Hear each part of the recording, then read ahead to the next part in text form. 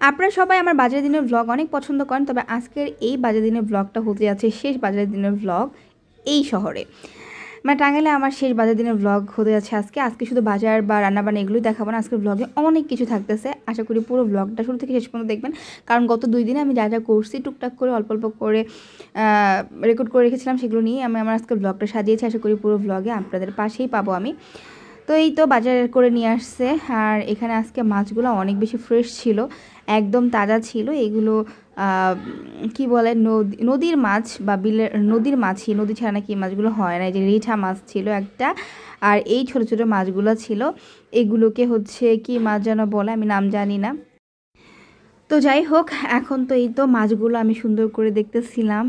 কয়েক রকমের মাছ আছে, বেতরশি মাছও আছে, টিঠা মাছ, আর এই মাছটাকে হচ্ছে দুইটা নামে ডাকে সম্ভবত। তো আপনারা যদি এই মাছটার নাম জেনে থাকেন আপনারা অবশ্যই আমাকে কমেন্ট করে জানাবেন। আর এই তো এই ব্লগটাও কিন্তু আমার বেশ কয়েকদিন আগে, আমি কিন্তু এখন আমার শ্বশুর বাড়িতে, হ্যাঁ বাচ্চাদের পরীক্ষা শেষ, আমি কিন্তু আমার শ্বশুর বাড়িতে চলে আসছি। বেশ 2-3 দিন হয়ে গেছে আমি চলে আসছি। আর এই তো এখানে এসেও টুকটাক ওইভাবে ব্লগ করা হচ্ছে না। আসলে সবসময় সব কিছু করতে ভালো লাগে না, আর একটা কাজ যদি মানুষ অনেক বছর যাবৎ করতেই থাকে তার তো এই কাজ করতে ভালো না লাগারই কথা। আমার হয়েছে এখন সেই দশা।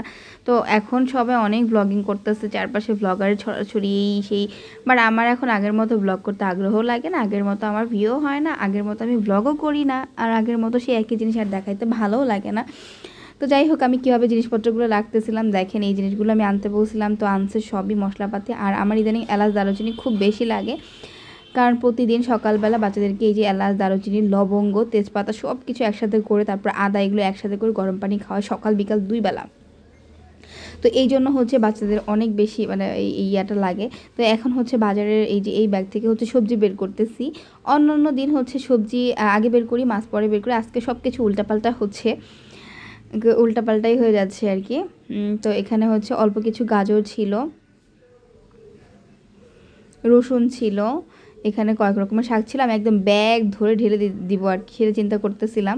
তারপর হচ্ছে টমেটো বের করে নিলাম। আর ইদানিং আমার পাকা টমেটো এত ভাল লাগে, মানে এরকম দেশি যে পাকা কাঁচা টমেটোগুলো, এগুলো ভাজি করলে অনেক বেশি মজা লাগে, মানে টক মিষ্টি ঝাল ঝাল হয়। ভাজির সময় একটু ঝাল ঝাল দিয়ে ভাজি করি আর কি, মরিচ টরিচ দিয়ে। তো 2 রকমের শাক আছে, মূলা শাক আছে, ছোট্ট একটা চাল কুমড়া আছে, ডাঁটা শাক আছে, অল্প একটু জলপাই আছে, তারপর হচ্ছে এই যে ইয়া আছে শশা এটা।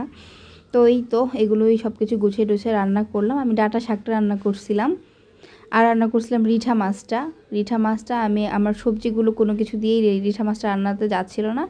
পরে ভাবলাম যে কীভাবে রান্না করব। পরে এই রিঠা মাছটা সুন্দর করে কষাই নিয়ে, আলুও ছিল না, আমি রান্না করছি হচ্ছে টমেটো দিয়ে আমি দেখাচ্ছি। আর এদিকে হচ্ছে চিংড়ি মাছের শুটকির ভর্তা বানাইছি। এই ভর্তাটা কীভাবে বানাইছে মনে এর আগে দেখাইছিলাম, তো সেটা একটু দেখাই দিলাম। আর এই যে দেখেন আমার এই যে রিঠা মাছের যে তরকারিটা, যেটা হচ্ছে ওই যে টমেটো দিয়ে রান্না করছি, এটা মজাই হয়েছিল, খারাপ হয় নাই খাইতে।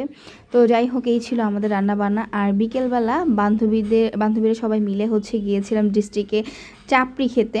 বান্ধবীরা সবাই মিলে এই চাপড়িটা খাইতে চাইতেছিলাম। তো তারপর হচ্ছে কি আর বলবো, সবাই মিলে খাইতে গেছিলাম। আর এটা হচ্ছে টাঙ্গাইলের বিখ্যাত বলতে পারেন, কারণ টাঙ্গাইল ডিস্ট্রিক্টে আসলে সবাই এই চাপড়িটা খায়। এটা মানে টাঙ্গাইলের একটা ট্রেডিশন, টাঙ্গাইলের পিৎজাও বলতে পারেন। এই যে দেখেন বড় বড় ইয়ার মধ্যে বিশাল বিশাল করে এরকম চাপড়িগুলো বিক্রি করতেছে, সাথে হচ্ছে যে মরিচের ঝাল আর একটু করে আলু ভর্তা দিয়ে এই চাপড়িগুলো বিক্রি করে। আর এগুলো পিৎজার মতো করে করে কেটে কেটে হচ্ছে বিক্রি করে, এক পিস 20 টাকা করে।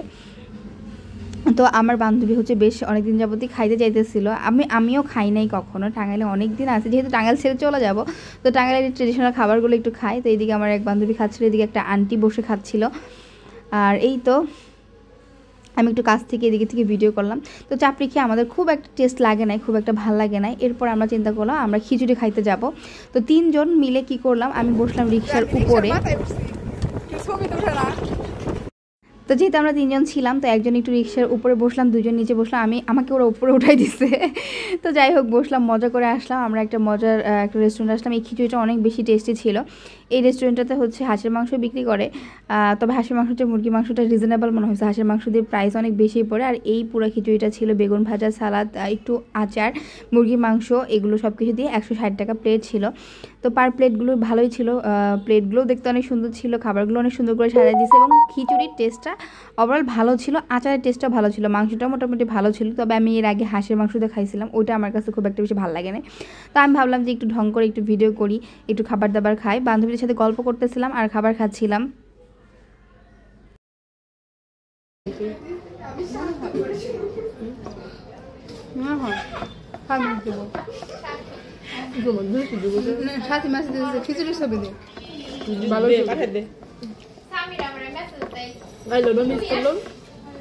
অনেকদিন পরে দেখা হইতো সবার সাথে।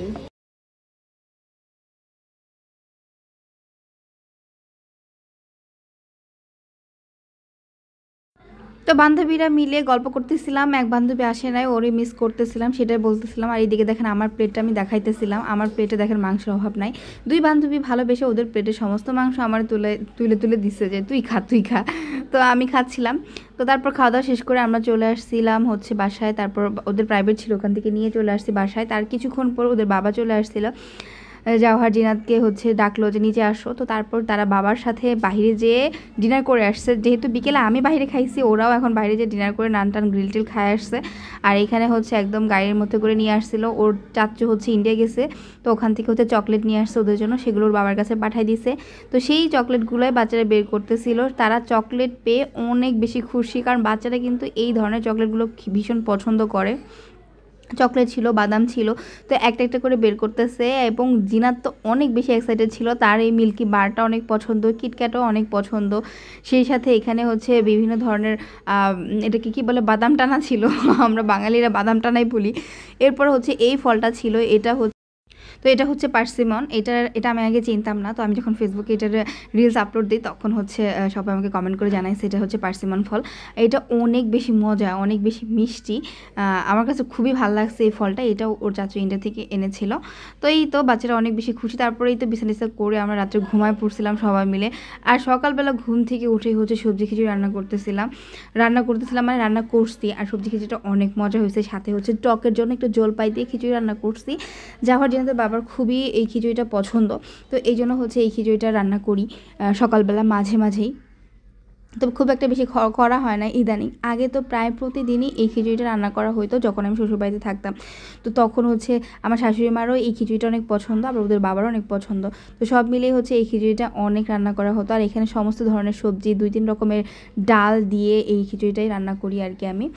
তো এই ছিল আমার পুরো ভ্লগ। আশা করি আমার পুরো ভ্লগটা আপনাদের ভালো লেগেছে। ভালো লাগলে অবশ্যই লাইক, কমেন্ট, শেয়ার করে আমার পাশে থাকবেন। আজকের মতো বিদায়, আল্লাহ হাফেজ।